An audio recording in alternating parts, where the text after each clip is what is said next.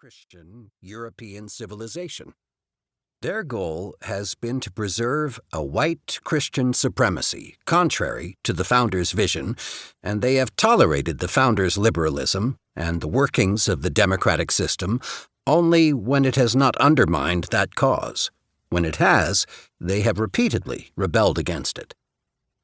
A straight line runs from the slaveholding South in the early to mid-19th century to the post-Reconstruction South of the late 19th and early 20th centuries, to the Second Ku Klux Klan of the 1920s, to the Dixiecrats of the 1940s and 50s, to Joseph McCarthy and the John Birch Society of the 1950s and 60s, to the burgeoning Christian nationalist movement of recent decades, to the New Right of the Reagan era, to the Republican Party of today. The issues change, from fluoridated water in the 1960s to vaccines today, from allegedly communist-inspired Girl Scout handbooks in the 1950s to elementary school curricula today. The circumstances have varied.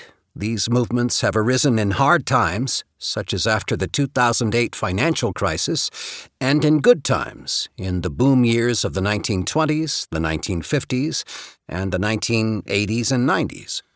The media environments have shifted from newspapers to radio and TV to the Internet. But the core complaint has been the same, as is the proposed remedy. All these anti-liberal groups, the slaveholding South, the white Southern populists of the Jim Crow era, the Klan, the Birchers, the followers of Pat Buchanan, have feared that their idea of America as a nation of small government, maximum freedom, and a white Christian populace was under attack. All have believed elite cabals involving Wall Street, Jewish bankers, cosmopolitans, Eastern intellectuals, foreign interests, and black people have conspired to keep the common white man down. All have sought to make America great again by defending and restoring the old hierarchies and traditions that predated the Revolution. The most successful leaders of these populist movements have always played to popular fears and resentments of the elite, the liberal media, and government bureaucrats who supposedly have contempt for the people. Like Trump, they have flouted conventional norms of political and social behavior. William Buckley noted that the very uncouthness of George Wallace seemed to account for his general popularity. James Burnham marveled at how Joseph McCarthy's inept acts and ignorant words had a charismatic quality that well expressed the fears and angers of his devoted followers.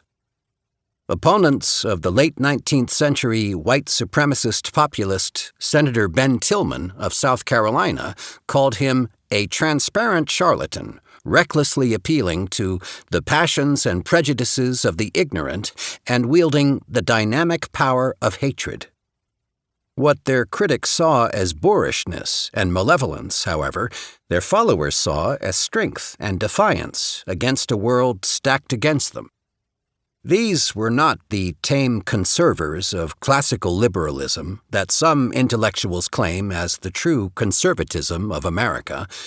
They have been rebellious opponents of the system, wreckers, unabashedly anti-liberal in both thought and manner, and that is what made them popular. The Trump movement is no freakish aberration, therefore. Like the demon spirit in a Stephen King novel, it has always been with us, taking different forms over the decades, occupying first one party, then another, sometimes powerfully influential, other times seemingly weak and disappearing. Today, it has taken control of the Republican Party as it once controlled the Democratic Party. And although people can point to many recent proximate causes of its latest manifestation as the Trump movement, the search for such causes misses the point. The problem is not the design of the American system. It is not the Electoral College, which not so long ago favored the Democratic Party much as it today favors Republicans.